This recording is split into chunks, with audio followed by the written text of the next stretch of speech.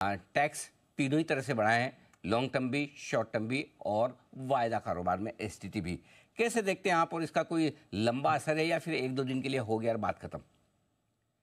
यहाँ पे मुझे कहना पड़ेगा कि मैं थोड़ा गलत हो गया, क्योंकि मेरा ये मानना था बजट के पहले कि long term capital gains tax rate नहीं बढ़ेगा इक्विटीज पे। लेकिन जिस तरह से मैं सोच रहा था वो सोच थोड़ी गलत थी। मैं ऐसे सोच रहा था कि अगर बढ़ेगा तो 10 से 20 होगा। ये सोच गलत हो गई। 10 से 12.5 के बारे में मैंने सोचा ही नहीं था। अगर आप देखो तो 10 से 12.5 से कोई नुकसान नहीं होता है। 10 से 20 अगर कर देते तो इक्विटी मार्केट पे बहुत बड़ा धक्का लगता था, और आज निफ्टी आपका कल भी डाउन होता, आज भी डाउन होता, और आगे जाके 3 महीने के लिए नीचे जाता।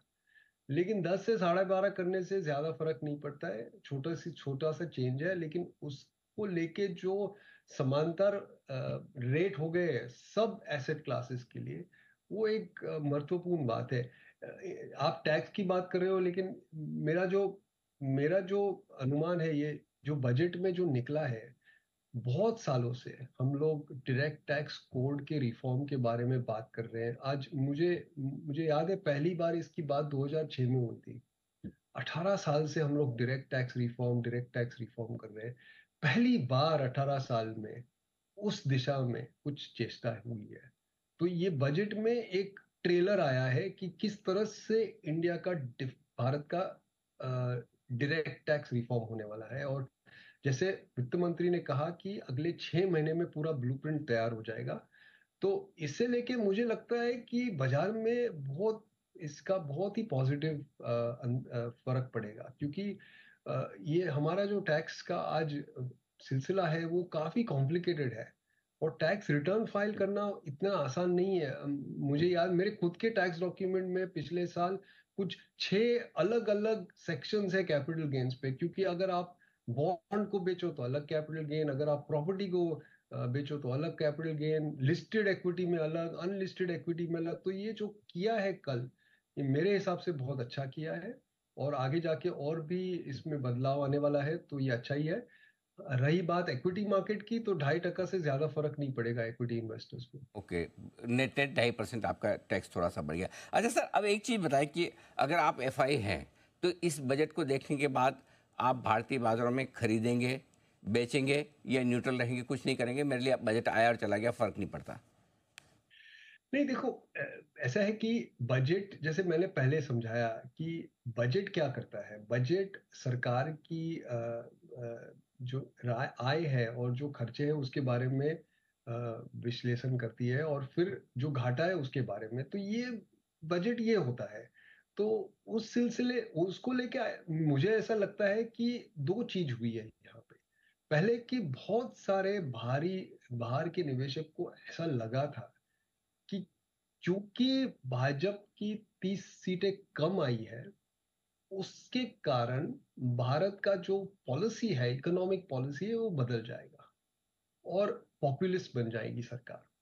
तो बजट से, और हालांकि मैं तो बोलूं कि पिछले 1 महीने से जो भी सरकार बोल रही है उससे तो तय हो चुका था कि पॉपुलिज्म तो नहीं आ रहा है।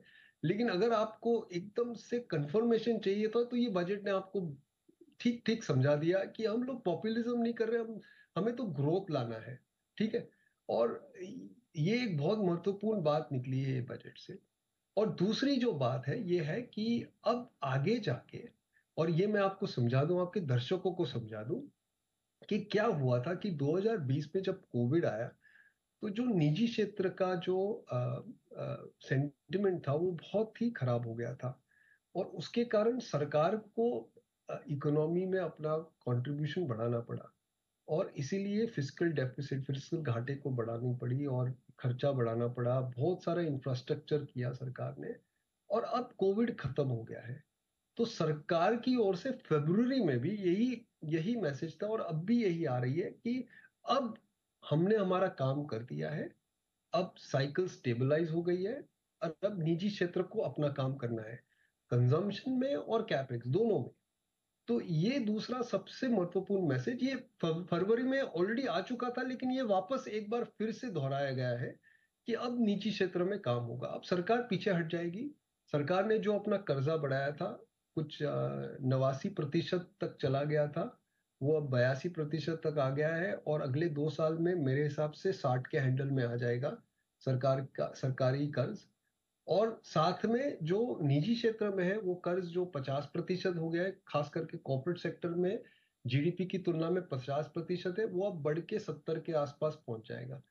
और ये आपको मैं समझा लूं, जब निजी क्षेत्र में कर्ज बढ़ता है तो कॉर्पोरेट प्रॉफिट्स में बूम आता है, बहुत बड़ा। और ये बाजार को पता है, इसलिए तो बाजार में भाव इतने चढ़े हुए हैं, क्योंकि बाजार को थोड़ा सा तो अनुमान है कि कॉर्पोरेट प्रॉफिट्स में बड़ा बूम आ रहा है। और ये होगा क्योंकि निजी क्षेत्र में कर्ज बढ़ेगा, और ये कर्ज इसलिए बढ़ सकता है क्योंकि सरकार पीछे हट गई है। तो ये दो महत्वपूर्ण बातें ये बजट में तय हो जाती है। फरवरी में भी हुई थी, लेकिन जो भी डाउट आया था, क्योंकि जून में इलेक्शन रिजल्ट ठीक ठाक नहीं था बहुत लोगों के नजरे में, तो ये वापस अब जुलाई में ये वापस बात तय हो चुकी है कि सरकार की ओर से तो वही रणनीति है जो पहले थी।